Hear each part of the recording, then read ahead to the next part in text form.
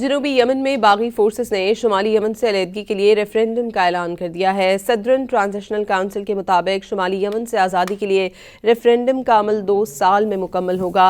STS ने आलमी बरादरी से जनूबी यमन के अवाम को हकूक दिलाने की अपील कर दी।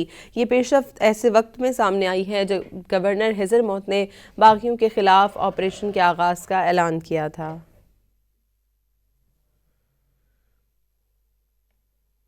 जनूबी यमन में बागी फोर्सेस ने शुमाली यमन से अलहदगी के लिए रेफरेंडम का ऐलान कर दिया है। सदरन ट्रांजिशनल काउंसिल के मुताबिक शुमाली यमन से आज़ादी के लिए रेफरेंडम का अमल 2 साल में मुकम्मल होगा। STS ने आलमी बरादरी से जनूबी यमन के अवाम को हकूक दिलाने की अपील कर दी।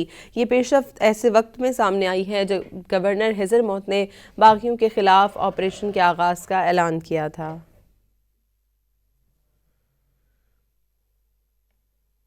जनूबी यमन में बागी फोर्सेस ने शुमाली यमन से अलहदगी के लिए रेफरेंडम का ऐलान कर दिया है। सदरन ट्रांजिशनल काउंसिल के मुताबिक शुमाली यमन से आज़ादी के लिए रेफरेंडम का अमल 2 साल में मुकम्मल होगा। STS ने आलमी बरादरी से जनूबी यमन के अवाम को हकूक दिलाने की अपील कर दी।